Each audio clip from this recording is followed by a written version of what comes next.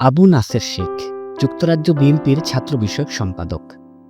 তিনি আরাফাত রহমান কোকো স্মৃতি ফুটবল পরিচালনার আহ্বায়ক কমিটির অন্যতম সদস্য এবং আরাফাত রহমান কোকো মেমোরিয়াল ট্রাস্টের কোঅর্ডিনেটর।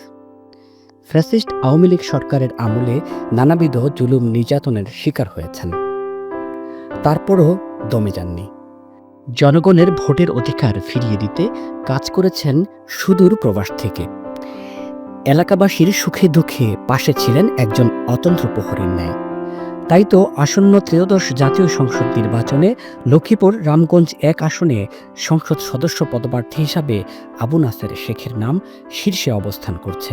তৃণমূল তরুণ প্রজন্ম ও ওই আসনের সকল নেতাকর্মী থেকে শুরু করে সাধারণ জনগণ আবু নাসের শেখকেই এমপি হিসাবে চাইছেন।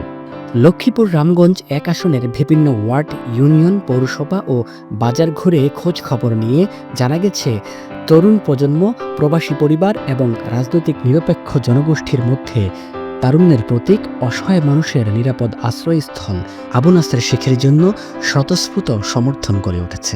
ভোটাররা বলছেন, আবু নাসের শেখ এমনই একজন নেতা যিনি দুর্নীতির সাথে কখনো আপোষ করেননি, গায়ের জোরেও কখনো চলেননি। সৎ, শিক্ষিত ও আধুনিক মন মানসিকতার প্রতীক।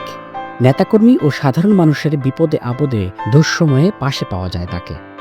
তাই তো আগামী নির্বাচনে সংসদ সদস্য হিসাবে পেতে চান লক্ষ্মীপুর রামগঞ্জ ১ আসনের সর্বস্তরের জনগণ আবু নাসের শেখকে। রামগঞ্জ ১ আসনের সর্বস্তরের জনগণ দাবি তুলেছেন, বাংলাদেশের গণতন্ত্র প্রতিষ্ঠা, ভোটাধিকার এবং আইনের শাসন ফিরিয়ে আনার নায়ক বাংলাদেশ জাতীয়তাবাদী দল বিএনপির ভারপ্রাপ্ত চেয়ারম্যান তারেক রহমানের কাছে। তিনি যেন আবু নাসের শেখকেই লক্ষ্মীপুর রামগঞ্জ আসনের সংসদ সদস্য হিসাবে ঘোষণা করেন। তার অন্যতম কারণ, এলাকায় একজন ক্লিন ইমেজের প্রার্থী হিসাবে বর্তমানে আবু নাসের শেখই রয়েছেন। তাই তো স্থানীয় লাখ লাখ ভোটাররা আবু নাসের শেখকেই এমপি হিসাবে চাইছেন।